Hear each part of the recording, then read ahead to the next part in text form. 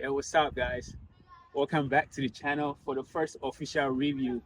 So, as you guys say, you wanted the Tesla review first, and this is the Tesla I'm going to tell you about. So, as you can see, I'm sure you have already seen Teslas around. I've shown you this several times and stuff. This is the exterior, how it looks like. I hope you check the dirt. Check. So, guys, this is Tesla Model 3 long range. Okay, I'll explain later. Type shit. Yeah, yeah. So this is how it is. This is the Tesla Model 3 long range. Like I said, we have the standard range. We have the long range, which is this one. We have the performance version. The standard range has less range, less miles on it at full charge. So because it's my first electric car, I wanted to get as much range as possible, so I wouldn't have to always cry about range. I still cry here and there, but this was the better option at the time for me. Uh, okay, we about to go inside and check the interior, and then I'm gonna also take you for a drive for you to see how everything works. But before that, I just want to tell you how like different versions of these that we have. So this is the Model 3 long range. You have Model S, Model X, and Model Y, the bigger version of this. But in this one, we have the standard range, which has less miles. That's the when you are it starts from the base one, that's the base, and this is the middle, and then the performance version. So this is the standard range for the other one is the standard range for 200 and something miles, and this one is at 300 and something miles of range, and we have the performance version, which is more quicker. So obviously the standard range is much more cheaper, and this is a little bit more expensive and stuff like that. So as for right now, they have like government incentives, but when I was starting out for mine, it wasn't available at the time, so I couldn't get take advantage of it. If you have the phone with you, you just basically just open the car, and then because of the Bluetooth, everything's gonna work like that. So this is how it looks like. Um, the door, the steering wheel, big ass screen, big ass screen. We have these. We have if you are charging the car, you want to do anything, we have Netflix, we have Hulu, we have Twitch and stuff like that. So in order to be able to get this though, you need to have like a Wi-Fi connection. So right now I pay $10 a month for Tesla to be able to give me this, so I can get like live what is it called, satellite and stuff, like for the map and stuff. But this is it, you can watch movies here. This is the YouTube. It's really pretty good quality as well. Yeah, so as you can see, it's really great quality, you know what I'm saying? This is even the 2021. I'm sure the 2022 and like the latest versions are even much better. It's very high quality quality on the screen. You can read comments. You can read comments if you want for the YouTube. It's basically like a laptop, like an iPad, basically iPad on wheels and stuff like that. It's there. You can minimize it and stuff like that. Yeah, and you can do Hulu, whatever that you want. You just have to log in, and you do this. You open your glove box. Everything is on the screen. That's one thing I don't like. I wish they would do that like separate, so you can just like press something else, because once you do it like this, you can't close it from there. You have to do it manually, which is crazy, you know. Okay, so a lot of things are here to check the software, whatever, the mileage, to check, adjust the steering wheel and stuff like that. But everything basically is on here. Sizable amount of storage for these. You have this space, wireless charging, 2 wireless chargers here. I wanted to show you that it has like a full glass roof over here. Annoyingly, we don't have a panoramic sunroof or a regular sunroof, which would have been much nicer. So with this, the new ones in 2024, they have perforated seats for you to be able to get like cool seats and stuff. For now or previous ones, if you get an older one and stuff, you will not be able to get. It's only heated seats that it has. Heated seats, and then heated steering wheel, and things like that. What else? The back, the back, the back has a good amount of space. I'm short though, so it has a good amount of space. But it's really roomy for most people, and it's not going to be a problem. But then, yeah, it's that you sit here, you enjoy and all of that stuff. Um, it has wireless, sensor wireless. It has the two USB-C chargers in the back, so you can just plug in your iPhone chargers and stuff like that here. And of course, it has the thing you put your cups in or your water. Pretty cool. If you need that, usually I'm by myself. Once in a while, I'll go with people. But let's do the trunk. So, power trunk, pretty spacious for most things. It has this extra compartment at the bottom. So usually whenever I go for shopping and stuff like that, I put things in the back. It's actually spacious. It lets you put a lot of things in the car. So pretty good. It's a very good vacuum on phone.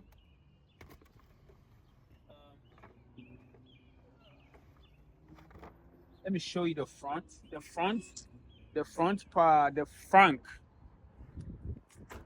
is it can be operated on the phone or from the inside. Because I'm using my phone for filming, I'm gonna show you from here.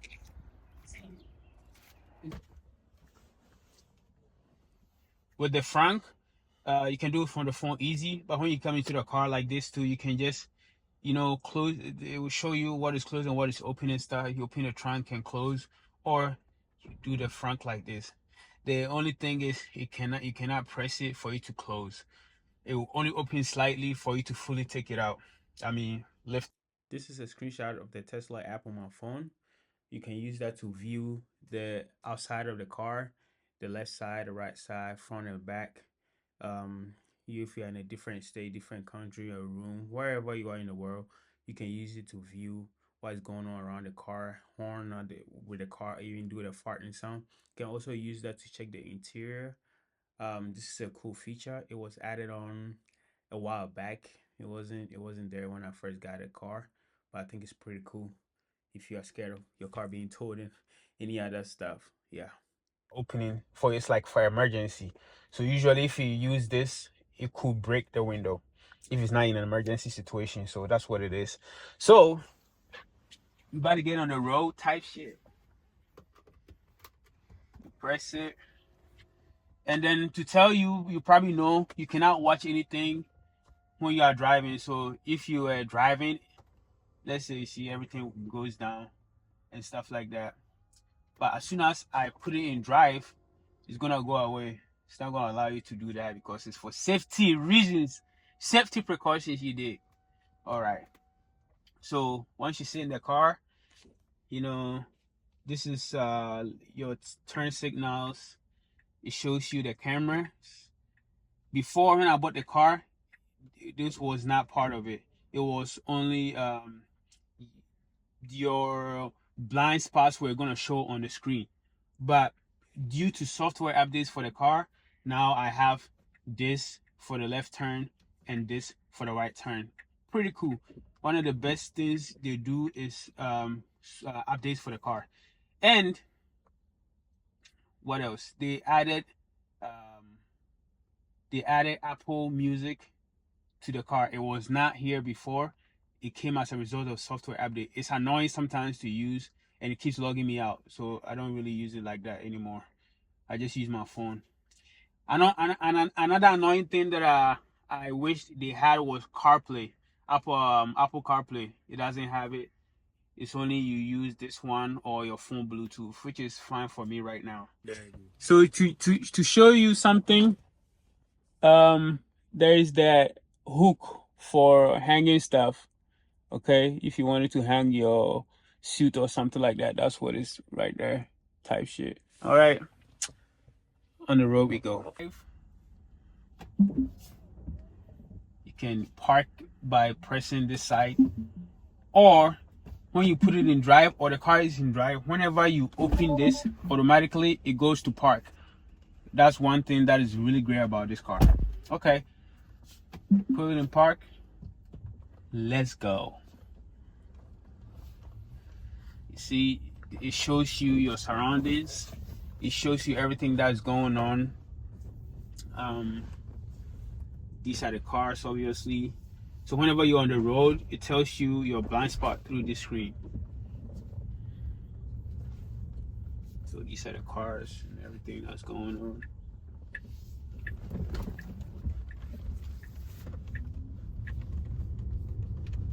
I'm gonna test the autopilot for you guys when we get on the road. I don't have the full self-driving, so I cannot test it right now. Damn.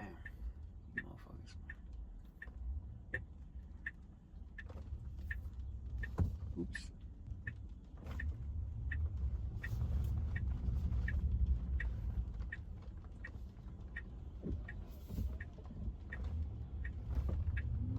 All right.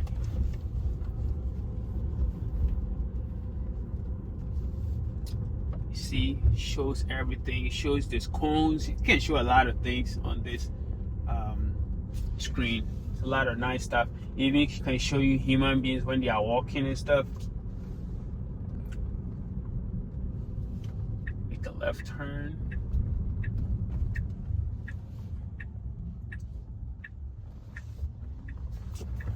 All right, so I'm gonna engage the autopilot for you guys.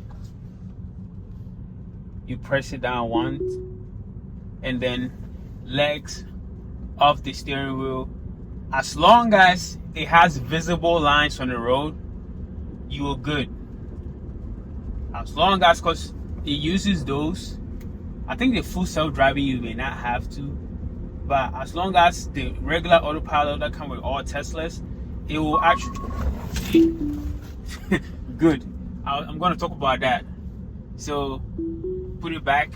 Usually when a car is coming and stuff like that, it will avoid the car. Even if the car cuts in front of you, it will slow down for the car and stuff like that. It's pretty good. It drives better than a lot of drivers. The annoying part is every now and then, as you will see later, it will tell me to touch the steering wheel so it can know that I'm paying attention and stuff.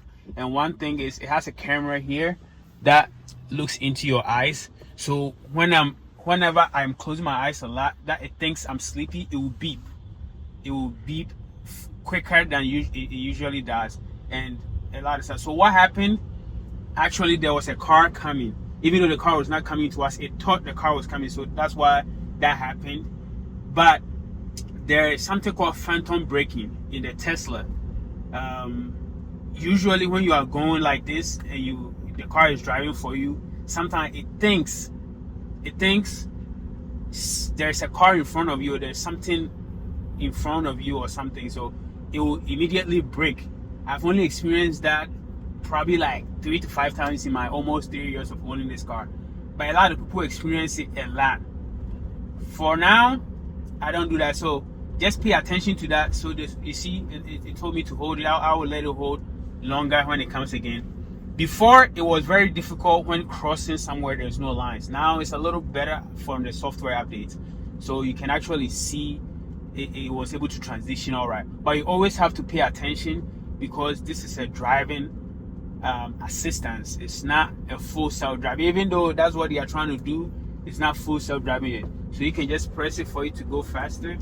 So the speed limit, if you want more, you can put it up for it to follow whatever. So I've set it to go, whenever I put it on autopilot, it should go 5 more than the speed limit.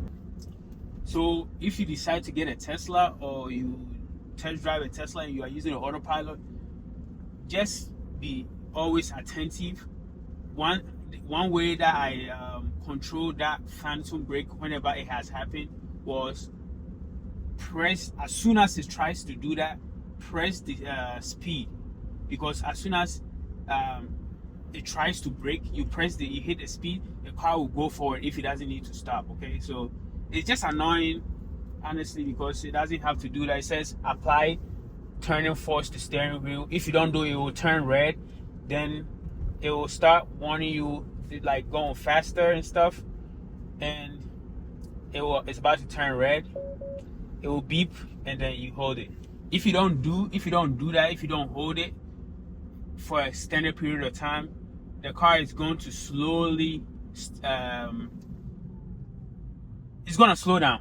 That's what I was trying to say. It's going to slow down, and I think it will disengage, and you cannot put it into autopilot again until you park the car, go out of the car, and come back into it, because of safety reasons, which is fair enough.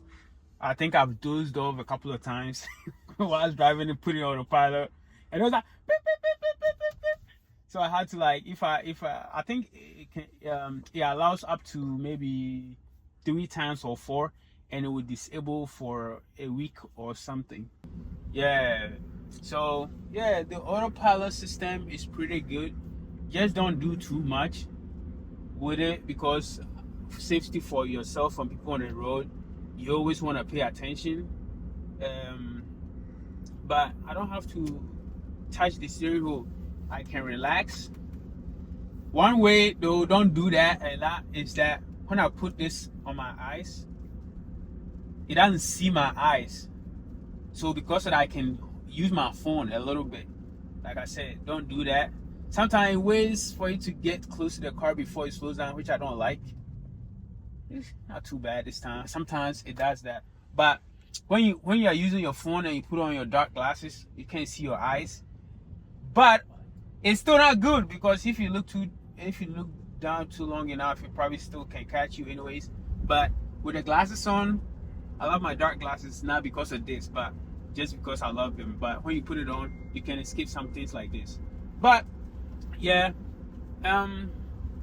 is it perfect? No. As long as you are going straight down the road and things like that, you are good. You touch it here and there, but for long road trips and stuff, this is one of the better cars to use if you use the autopilot. Recently, I've tried to stop using it a lot because I'm trying to get back to a gas car, maybe potentially, or another car. So I don't want you to spoil me like that. See, I don't know why. Okay, the speed limit is really slow. So, but it can tell you when the light is green, when the light is red, and things like that. The only thing it will not do for the regular autopilot is when it's red and you are the first person at the red light, it's not going to stop. It's going to show that it's red, but it will still go. So be very careful. But as long as you are behind someone, it's going to stop, and when the person goes, it's going to go. So this is the blind spot I was talking about. It will show you the speed limit. One thing, when I was trying the full self driving, one thing I didn't like is, if this is 50 and we get to 30, it tries to automatically come to the 30, and because that can get annoying. I'm gonna talk about why I got the Tesla and if I like it or not. Obviously, I've been driving for this long, mostly because I couldn't exchange it after 1 year because I'm leasing it. But I got it because I just wanted like a new driving experience. I had a Camaro before the Tesla, and I mean, I just wanted a new experience. I didn't like electric cars before, so I did a lot of research, YouTube, Googling, and other stuff. I just didn't really care much. I just wanted a new car to check the experience, and I was like, oh, this could save you gas. I mean, it could reduce the cost of gas and a couple of other things. So let me test drive the Tesla. I test drove it. I really liked it. The sound quality was good in this one, and I just was scared about the range, but eventually I got used to it. Yeah, before I got this, I was looking mostly between a Tesla, BMW, and a Mercedes-Benz. I got this out of those for a couple of reasons. I'm not gonna say all, but mostly I just wanted BM and Mercedes to give me adaptive cruise control. It's not like they didn't have it; they had it, but I had to pay even more to get the adaptive cruise control at that time. So I was like, nah, it's cool. I don't want all of that. So I just wanted a new car, a new experience, a new brand, and I got it. What do I think about it? It's a great car. It actually has saved me a lot of money. About charging now, I charge at home. Once a while, if I'm on the road and I need to charge, or when traveling, you have to charge on the road. It's still cheaper than gas in that sense. It's just that the quality, though, is not the best. It's very minimalistic, as you can see. Just the big ass screen over there, and the steering wheel, and a few things. If you like this view, you're gonna love the car.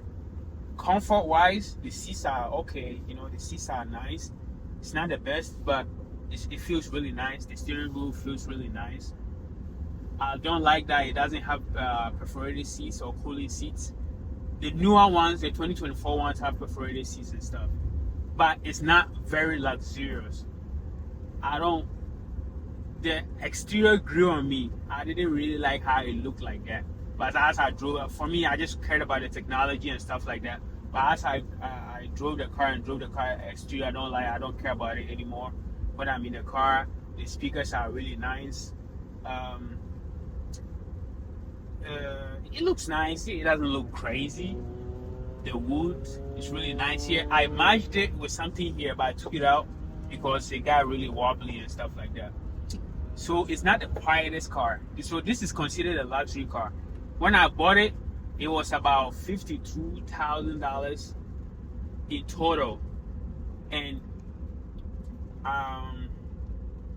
it's really not a luxury car when it comes to the noise coming outside of the car when you are driving. When you go on a rough road, it doesn't really have like good suspension like that. For you feel the road and stuff like that. I feel like it could have been better. All have been improved in the newer ones, I think. But then when I take phone calls in this car, it doesn't sound the best. It looks like the other people on the other end don't really hear me sometimes. So if I don't have headphones on, I put it on loudspeaker before I can hear them well, or they can hear me better. So it has some things. So whenever you wanna, buy a car, you wanna test drive it, test the Bluetooth, test the other stuff that you got, and things like that. Some other cars, some other Tesla cars, when you are going like this without any music inside, you hear rattle noises. Even this, sometimes you can hear a little bit from the back, but it's not worse at all. It's not the worst. Most of the time I'm playing music, so I don't really hear all of that. But when I'm listening to like podcasts, or I don't want any music, or listening to music on a very low volume, that is when you feel the noise from outside. It's like, what the fuck, So, but other than that, everything is nice. I've enjoyed the car. I love it, and I'm gonna tell you about the charging. If you wanna get an electric car, you have to do your research. If you are watching this video, you probably may be interested or just want to watch content, but you want to make sure that you know where you're going to charge. Does your area have enough chargers? Are you going to charge at home? I did a whole lot of research, and I found out where I was living at the time that I bought it, there were close by places to me. Maybe we should actually go to a charging station. But it was good at the time because about 5 minutes away from where I lived, I could get charger to charge my car. Superchargers, they call it. So to charge it, you have to make sure that you know where you're gonna get your chargers. Okay. Are you gonna charge at home most of the time? When you are traveling, regardless, except it's like maybe an hour or two away, you're always gonna have to stop and charge. Usually when you are around 20% and you want to charge a little bit, depending on how much more you need to top up, you may need to charge 20-30 minutes. If you are going somewhere, you can plan the charging here. But the good thing about this is you do everything in your app, and then once you get to the supercharger, you just plug it in. As long as it's a Tesla one, you just plug it in, and then it starts charging. It take away from the credit card that is on your account. There are other chargers around that is not Tesla that you can charge it. It's just that those ones you have to put credit card in. They have apps and stuff like that, but those don't work as well as the Tesla chargers do. And as a result of that, Tesla is trying to open up their chargers to other people from other companies this year. I think they have already even opened it for some people in some parts of the country, but right now it's very limited still. But regardless of whatever is cheaper to charge, I have not made a single maintenance in 3 years that I've owned this car, because it's that good. You know, the powertrain is good. People drive 100k miles on this car. So insurance for electric vehicles are mostly more expensive than regular gas cars, ICE cars. So because of that, you want to check, especially if you are younger or you have bad record and stuff, you have to check before you get an electric car, because the cost of repair for electric cars are expensive. Because the cost of electric cars repair costs are expensive, you know, they do that. So you want to always make sure that you check that, because if anything breaks, usually it's harder to it costs more to replace. And the batteries, usually they have warranties of maybe 100k mile warranty or 10 years or 5 years or whatever. But some companies are shady. When they have to replace it, they be crying and shit. So you have to make sure. That's one of the things that people don't want to get electric cars, because they are afraid the batteries will do some things and stuff like that. But if nothing breaks, you almost never have to spend anything. If you drive the car rough though, you're gonna have to replace the tires quicker. Like I said, about 3 months, and then I'm 3 years in, I haven't had to replace my tires. It's driving smooth, because usually I'm cruising, I'm playing music and stuff like that, so I'm good. But if you drive it rough, you may have to change the tires a lot, because the car is heavy and the battery is underneath the car. Because of that, you're gonna feel it in your pocket. You're gonna feel it in your pocket. So there is a charger close by that I'm gonna take you to before we go to the actual Tesla charger. But yeah, maintenance cost, if nothing happened. I've seen a lot of people too that, you know, they are taking their car to check this, they are taking their car to check that. For me, nada, no single thing, apart from the not so premium interior and maybe the radars and stuff like that. I'm fine with it. I don't really care. One of the annoying things is when I'm playing music, it doesn't happen a lot, but if it happens, it's annoying that you will play music and you hear then sometimes it'll disconnect, then connect in a few seconds.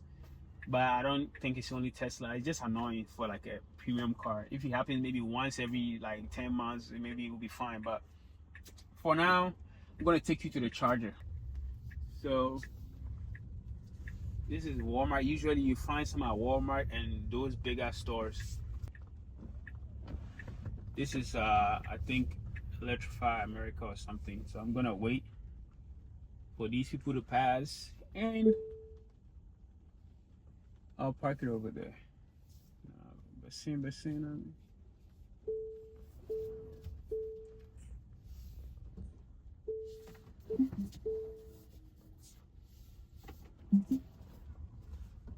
I'm not gonna charge though, because I'm not, but I'm gonna show you what it is. Really nice camera. I didn't even show you guys, but it's really nice. You can, you know, you can do this to only show this, and you can actually watch the cameras live when you're on the road as well. which is pretty cool. So this is the charger. This is a level 2 Electrify America. This one you put your card in and then you'll be able to charge. But I never used these before. I need like an adapter to be able to do that. Then the other this I think it's the same thing, right?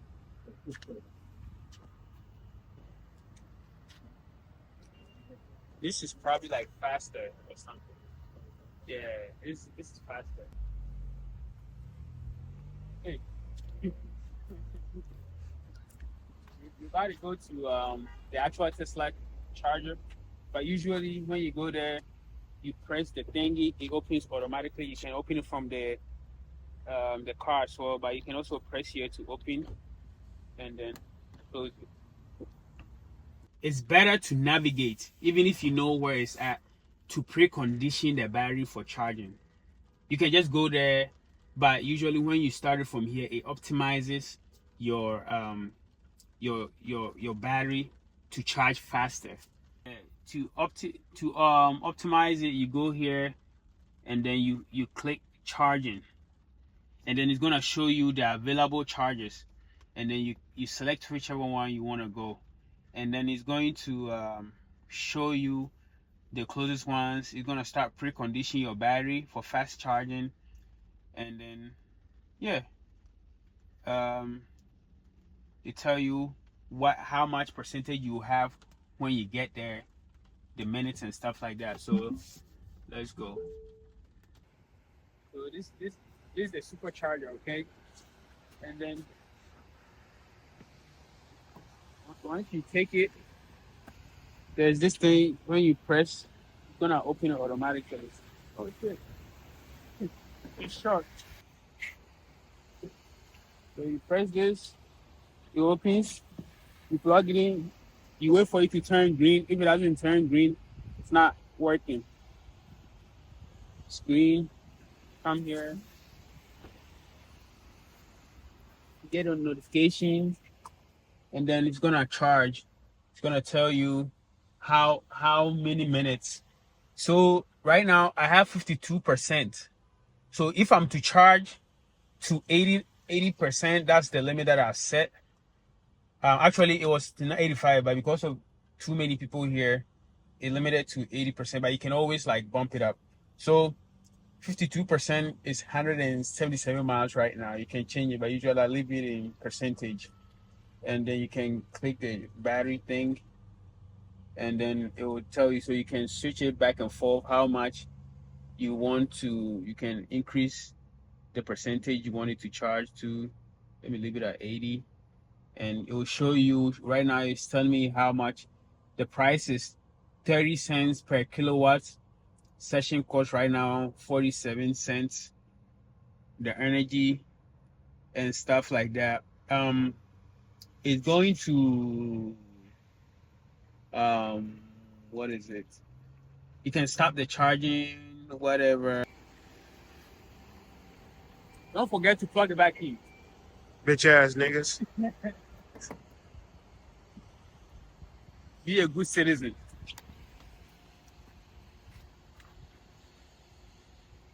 I'll phone him.